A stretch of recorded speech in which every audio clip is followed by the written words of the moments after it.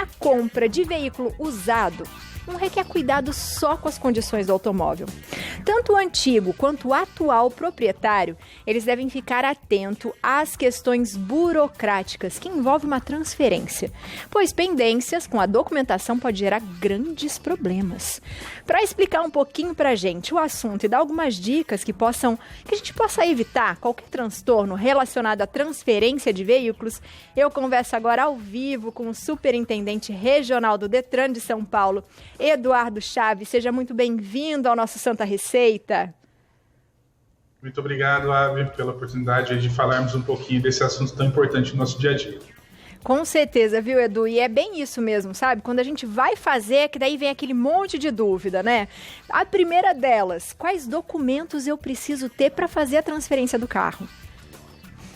Vamos lá, os principais documentos para a transferência do veículo vai ser o documento de identificação do novo proprietário, né? Pode ser aí o RG ou a sua própria CNH, um comprovante de endereço para ser registrado esse novo veículo, né? O laudo de vistoria, que é feito nas empresas credenciadas pelo Detran, e o comprovante dos débitos desse veículo, né? E o comprovante de transferência também para a conclusão desse processo. A gente tem um videozinho que eu acho que é legal a gente mostrar ele logo no começo, né? Preparado por vocês mesmo do Detran, que já tem algumas sugestões do que a gente deve ficar atento. Vamos assistir junto? Você sabia que é possível fazer a sua transferência de veículo de forma online? O processo é o seguinte: depois de realizada a vistoria veicular e ter pago a taxa de transferência e eventuais débitos, tudo o que você precisa fazer é entrar no nosso portal ou no aplicativo do Poupa Tempo. Veja como é fácil. Clique em Serviços, selecione a opção de Registro e Transferências, escolha a opção que se encaixa no seu caso, sendo de localidade ou propriedade, e envie os documentos solicitados.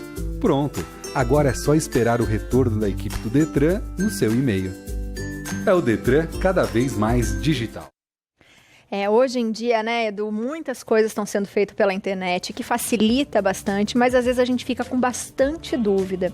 E eu já vou te perguntar das responsabilidades do comprador e do vendedor. Quais são?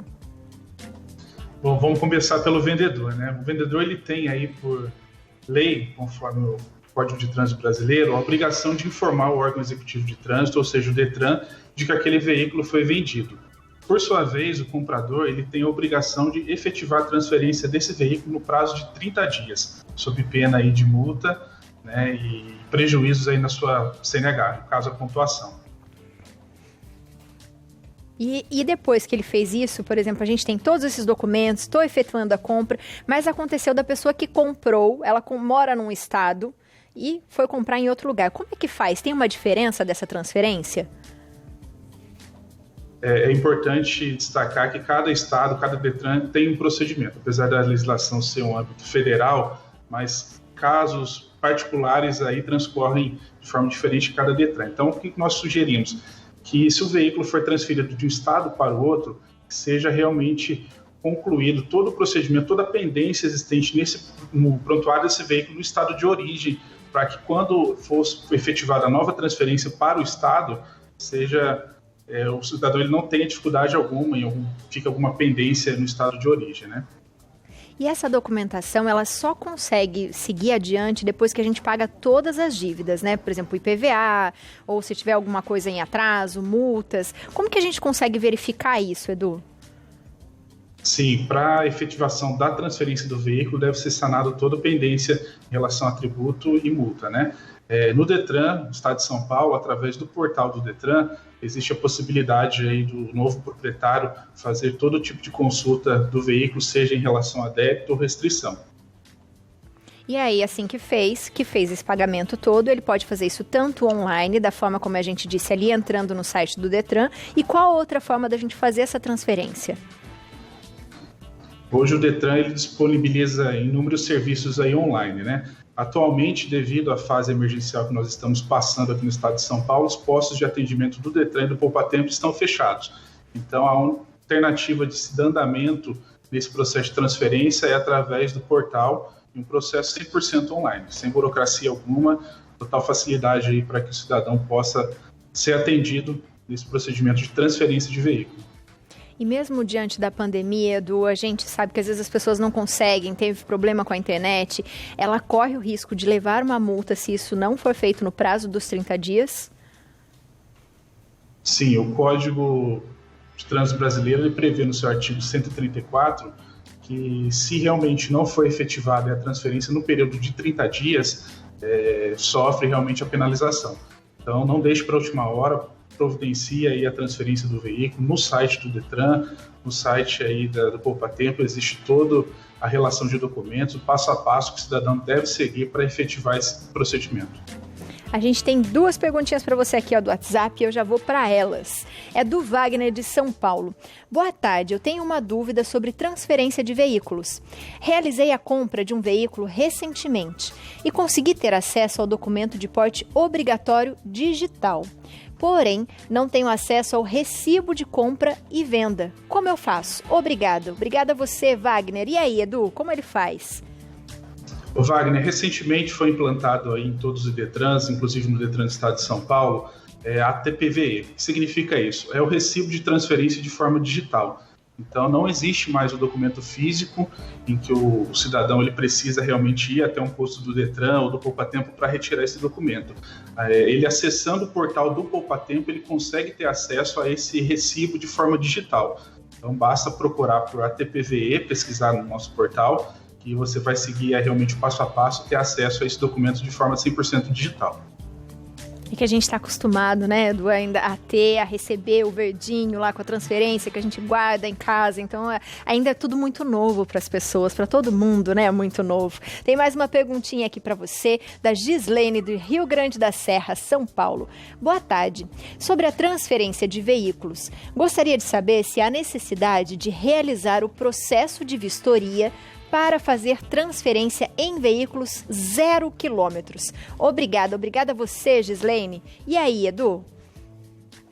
Ótima pergunta, Gislene. O processo de primeiro emplacamento, que seria o registro do veículo 0 quilômetro, não necessita de vistoria, tá? Basta apenas comprovar a compra desse veículo através da nota fiscal, juntar o comprovante de endereço, mais o comprovante de identificação pessoal. No caso de pessoa jurídica, um documento que comprove os dados ali da pessoa jurídica, e nesse caso não precisa de vistoria. Vistoria é somente em veículos, transferências onde envolve veículos usados. E Edu, como que a gente pode fazer se de repente sentiu que foi lesado de alguma parte, ou na compra, ou na venda, o que a gente pode fazer? O que nós recomendamos é que antes de fechar qualquer negócio, o cidadão ele procure informações sobre o veículo. Como mencionado no portal do Detran, existe a possibilidade de pesquisar o histórico do veículo, as vistorias que foram realizadas nesse veículo, né, se existe algum débito, alguma restrição. Então, é a primeira recomendação que nós passamos ao cidadão. Realmente consulte o nosso portal, o histórico de todo esse veículo, né? E antes de fechar qualquer negócio, se atente realmente a qualquer tipo aí de benefício, né? O veículo está muito abaixo ali da tabela de mercado, então normalmente possivelmente há um certo risco de se fechar negócio em veículos que têm esse tipo de característica. Então é bom a gente tomar bastante cuidado com os sites, né? Sim, sim. Infelizmente essa era digital aí, né? Várias pessoas têm se aproveitado aí da facilidade do acesso à informação e levado, né, certas ofertas aí que são completamente duvidosas, né? E acaba acarretando um prejuízo enorme para quem está ali em busca do seu sonho, que é comprar o seu veículo, ou muitos estão precisando de um veículo para trabalho, enfim. Né, a gente tem que tomar um cuidado redobrado em relação a essas ofertas que são divulgadas aí através da internet. Edu, muitas pessoas vendem o carro para concessionária, né? E aí, quando vende para concessionária, qual a garantia que a gente tem de que realmente foi feita essa transferência, que tá tudo bem, que não tá mais no seu nome? Porque às vezes as pessoas vão ali para uma troca de carros, né? Vende para concessionária, dando aquela entrada para comprar um outro veículo, e às vezes a pessoa fica tão feliz que já tá com outro veículo, mas esquece de conferir se tá tudo certo, se foi transferido mesmo ou não. Existe uma forma da gente conseguir ter essa certeza? Como que funciona? Qual que é o papel da concessionária com a pessoa que está comprando, vendendo o carro? Foi aquela regrinha básica que nós iniciamos nossa conversa, né? A obrigação do vendedor e a obrigação do comprador. A concessionária ela está comprando esse veículo, né, do cidadão, então cabe a ela a realmente efetivar a transferência desse veículo, desse bem, para a concessionária. Então, ela deve realmente entrar com um processo junto ao Detran, informando que aquele veículo faz parte do estoque da revenda ou da concessionária. Então, a gente sempre recomenda que o vendedor exija que o comprador, seja ele concessionária ou pessoa física, que ele realmente faça aí o cumprimento do Código de Trânsito Brasileiro, que é a transferência do veículo. Quais dicas mais você podia dar para a gente ficar bem atento na hora da compra e da venda de um carro? Principalmente em relação à questão estrutural do veículo, né? Sempre submeta esse veículo a uma vistoria, né? As empresas credenciadas aí têm total condição de aferir se aquele veículo é produto de um sinistro, ou se for envolver um acidente. Consulte a parte administrativa do veículo, histórico de documentação, histórico de proprietário, né? E sempre se atente a qualquer oferta aí que seja fora do comum, né? Alguma coisa que seja prometido e que realmente tem aí algo duvidoso por trás dessa negociação. Então, fique atento a esses fatores, né, para que você não tenha surpresas ali no momento de fechar a negociação.